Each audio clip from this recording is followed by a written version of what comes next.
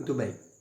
É, a linha direta com a palavra hoje vai apenas colaborar com um trechinho aí da atuação do Espírito Santo no plano da redenção. Esse assunto que faz parte do primeiro trimestre de 2021 é um assunto exemplar. Eu espero que você possa nos seguir aí, se inscrever no nosso canal para que nós venhamos propagar mais a palavra do reino, como também algo mais a agregar ao ensino. Muito bem, nós iremos tratar apenas um tópico, e não é bem um tópico, é a verdade prática. Mas em cima dessa verdade prática, eu acredito que você vai conseguir transcorrer toda a lição. Tá? O texto áureo diz assim: assim, pois, as igrejas em toda a Judéia, Galiléia e Samaria tinham paz e eram edificadas, e se multiplicavam andando no temor do Senhor e na consolação do Espírito Santo. Atos dos Apóstolos, capítulo 9, versículo 31. E a verdade prática diz: a atuação do Espírito é contínua e dinâmica na igreja, na vida dos crentes, e os conduz desde a convenção até o final da jornada cristã. A leitura bíblica em classe, não vou ler aqui para nós ganharmos tempo, mas está inserida no capítulo 16, versículos 7 ao 13 do Evangelho segundo escreveu João. Tá? E aqui vai transcorrer toda a lição. Mas eu queria trazer vocês aqui apenas para esses dois tópicos que está incluído dentro da verdade prática. Veja que a atuação do Espírito Santo é contínua e dinâmica na igreja. Contínua e dinâmica na igreja. Tá? Quando nós lemos essa verdade prática, logo nós podemos entender que diz que é contínua. Por quê? Porque nos tempos antigos, no Novo Testamento, o Espírito Santo de Deus atuava de forma momentânea e para missões específicas nos homens de Deus. Então, vamos aqui repetir. Por que contínua hoje? Por que o Espírito Santo de Deus atua de forma contínua na igreja desde a redenção? Porque nos antigos tempos, no Antigo Testamento, os homens de Deus, eles recebiam a presença do Espírito de forma momentânea e para missões específicas. Então, podemos aqui citar como exemplo, capítulo 14, versículo 6 do livro de Juízes, quando Sansão ele desce a uma cidade dos filisteus chamada Timinate para ali se encontrar com a mulher da terra dos filisteus. Ele recebe a observância dos seus pais, que eram contrários a tal ação, mas mesmo assim ele diz que era um desejo do seu coração e vai descer a essa cidade. Mas a Bíblia vai deixar bem claro ali que Deus estava naquela ação ali, porque lá na frente daria vitória ao povo de Deus, derrotando os próprios filisteus.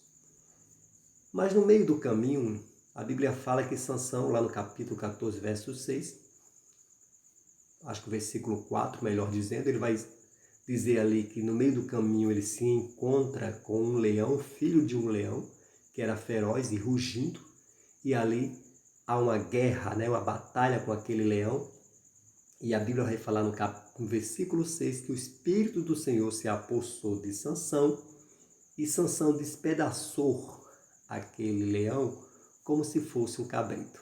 Então veja que o Espírito do Senhor se apossou de forma momentânea e para uma missão específica naquele homem chamado Sansão. E isso, dessa forma, era como o Espírito atuava com os homens de Deus naquela ocasião. Um outro exemplo é o Espírito do Senhor se apossando dos homens de Deus para construir. Muito bem, para construir. Capítulo 2, versículo 5 do livro de Ageu, quando Zorobabel e Josué, eles recebem a porção do Espírito Santo de Deus para encorajá-los, a fim de que eles reconstruíssem aquela cidade, a fim de que eles fossem à frente, tivessem vigor, coragem, não dessem tanta ênfase às palavras negativas, aos contraditórios, mas que eles fossem adiante para a reconstrução da cidade, como também do templo. Então nós estamos vendo aí dois exemplos de como atuava o Espírito Santo nos homens de Deus antigamente. Hoje não. Hoje o Espírito Santo do Senhor atua no meio da igreja de forma contínua. Ou seja, olha que privilégio nós temos, não é? O privilégio de termos ali o Espírito Santo do Senhor conosco a todo momento, né? Nos dando direção, nos dando discernimento, nos dando coragem, nos dando força, nos dando equilíbrio, nos dando controle, não é verdade? Nos direcionando pelo caminho certo. Muitas vezes nós já traçamos algumas metas, não é verdade? Já colocamos nas nossas agendas muitas coisas e muitas vezes não acontecem da forma como nós fazemos e até nos perguntamos o porquê. E muitas vezes nós vamos descobrir, né, que Deus foi quem nos guiou para que nós não venhamos enfrentar tais dificuldades, adversidades ou até mesmo não cair em muitos laços, né? Muitos laços, muitos poços, muitos abismos, não é verdade? Então, o Espírito Santo de Deus atua hoje no meio da igreja de forma contínua, agregando ao crente forças para vencer as diversidades, como também conhecimento. Tá? E o outro tópico, de forma dinâmica. Por que de forma dinâmica? Nós sabemos que quando se fala de igreja, a igreja é um organismo vivo, né? A igreja, ela é um organismo, ela é formada por membros, né? E esses membros em evidência faz da igreja um organismo vivo. E é necessário que a igreja, durante a sua empreitada aqui na terra até o céu, tenha o auxílio do Espírito Santo por meio das suas ferramentas. E é por isso que o Espírito Santo se apresenta agora de forma dinâmica. E essas ferramentas estão à disposição do crente. Olha que coisa maravilhosa, tá? Olha que coisa, que privilégio, nós podemos dizer assim, nós temos em saber que essas ferramentas disponibilizadas pelo Espírito Santo está ao nosso favor. E quais são essas ferramentas? Podemos citar aqui os dons espirituais, o dom da palavra, o dom de cura, o dom de discernimento, né?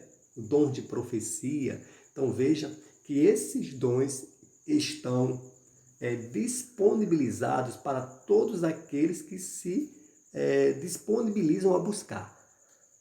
Tá bom? Tem muitas pessoas aí que param, né, quando já são batizados com o Espírito Santo, né?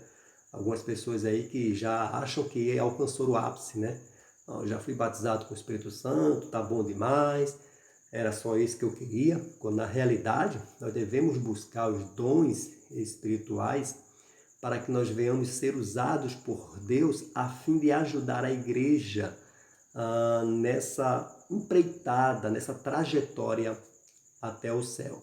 E é por isso que o Espírito Santo vai atuar agora de forma dinâmica, tá? Trazendo mais dinamismo, mais ferramentas, trazendo um auxílio contínuo ao crente. Haja vista, isso faz parte também daquilo que está na lição, quando fala da promessa, né, do Espírito Santo, que era o resultado da promessa. Deixa eu ver como é que está escrito aqui, vamos dar um pouquinho dessa palhinha aqui. Lá, o Espírito Santo como promessa, tá? É uma prova que nós podemos falar aqui, que o fato de ser uma promessa evidencia que no Antigo Testamento era apenas de forma momentânea e para missões específicas. E havia, então, uma promessa de que um dia o povo de Deus seria cheio da presença de Deus, tá? E graças a Deus, essa promessa se cumpriu. Nós podemos ver isso lá no capítulo 2, se eu não me engano, versículo 8 de Atos dos Apóstolos, no dia de Pentecostes, não é verdade? Quando o Espírito Santo de Deus desce sobre a igreja.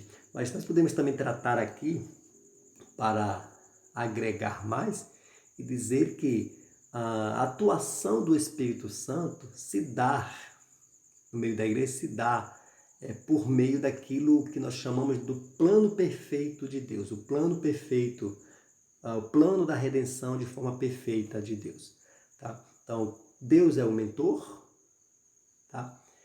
Esse plano de Deus vai se cumprir em Cristo Jesus, quando Cristo é crucificado, e o Espírito Santo vai ser um digamos assim, coparticipando ali, coparticipante, né? Dando ali a sua colaboração, consolando, fortalecendo. Não foi nada fácil para Cristo enfrentar muitas vezes aquelas dificuldades que estavam à sua frente. A Bíblia diz que até mesmo lá no Monte das Oliveiras vem aquela situação de angústia, mas ele vai dizer: Senhor, se for possível, passe esse cálice, mas que seja feita a tua vontade. Naquele momento do encorajamento que Cristo tem, aquilo é o Espírito Santo de Deus. Aquilo ali é, mais uma vez, o Espírito Santo de Deus dando-lhe força, coragem, fortalecimento. É o plano perfeito de Deus acontecendo ali. O Pai, o Filho sofrendo pelos pecados da humanidade e o Espírito Santo dando-lhe força, coragem para prosseguir. E graças a Deus que Cristo, ele prosseguiu, e por causa dele nós estamos aqui. Graças a Deus também ele ressuscitou e está à destra do Pai. Então espero que tenha ajudado a vocês, tá? Nesses dois tópicos.